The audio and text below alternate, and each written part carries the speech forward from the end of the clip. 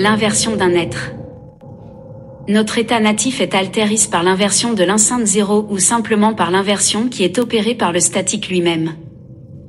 Le plus important est que la définition de l'inversion était basée sur l'idée de ce qu'était l'état d'un être avant l'incident 0 et ensuite après. En raison de l'implant de l'incident 0, nous avons des cas qui sont soit inversés, soit non inversés. Un être inversé est un être au ton élevé en tant que tétan, mais au ton bas ou suppressif en tant qu'être composite, tétan-esprit-corps. Un être non inversé est un être au ton bas ou suppressif en tant que tétan, mais au ton élevé en tant qu'être composite, tétan-esprit-corps. Cette circonstance s'est produite lors de la création de l'univers, lorsque des êtres suppressifs ou non suppressifs ont été inversés pour devenir leurs opposés polaires. Ces êtres ont des cas qui ne peuvent être traités que de deux manières distinctes mais séparées. La considération d'être un cas inversé ou non est totalement inutile et sans valeur. D'un point de vue mécanique, seul compte le fait qu'un être soit inversé ou non. Cela affecte sa capacité à être un cas asis tel quel tout au long de la piste du temps et tout au long du pont. C'est tout ce qui nous importe, et non de savoir si quelqu'un est mauvais ou bon, ou même suppressif. Non, tous les êtres ne sont pas passés par l'incident 0 et le Big Bang. Mais ce mécanisme d'inversion est néanmoins quelque chose d'inhérent à l'ensemble du statique. Selon toute probabilité, l'incident 0 a utilisé cette faille du statique et l'a exploitée pour piéger et asservir. Il ne faut donc pas penser à l'inversion ou à la non-inversion uniquement en termes d'incident 0.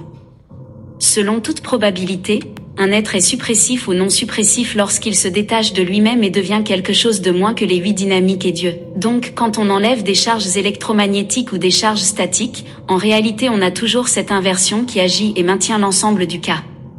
Le processing avec le double négatif, et maintenant la méthode 0 nous permettent d'aller directement au travers de cet altéris et manier complètement cet état d'inversion afin de retrouver notre état natif, comme statique. On peut mieux comprendre cela au travers d'une fonction mathématique. Une fonction est une machine dans laquelle on introduit une valeur, x, et qui ressort un résultat, y. On peut dire que la fonction f, la machine, f pour fonction et x pour indiquer une valeur ou une opération, est le processing pendant les séances d'auditing.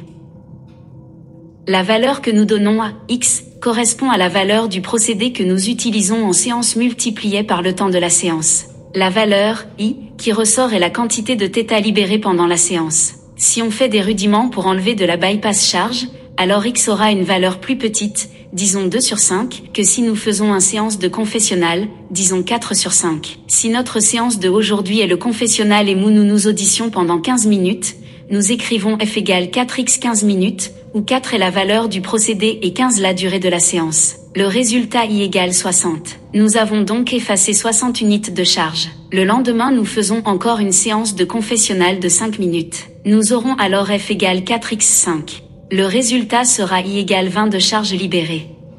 Donc plus vous avancez dans l'audition et dans le temps et plus vous effacez une plus grande quantité de charge. Voici la représentation graphique qui nous permettra de constater comment l'inversion de l'être opère. En audition, vous maniez la charge de manière standard, sans tenir compte de l'inversion. Pendant que vous enlevez des quantités de charge, elles se représentent, puisque vous ne traitez pas l'aspect inversé de l'être, créant ainsi un altéris. En réalité, vous ne faites pas l'AIS de votre cas et vous vous retrouvez avec autant de charges que vous ne percevez pas forcément. Nous savons donc que les commandes négatives valideront l'aspect faussement positif d'un cas non inversé, tandis que les commandes positives, à nouveau négatives, valideront les aspects suppressifs d'un cas inversé. Ainsi, en réalité, les deux sont aberrants pour un statique, parce qu'elles sont négatives, mais l'une d'entre elles semble être favorable à la survie. Merci de nous avoir suivis et je vous souhaite des bonnes séances.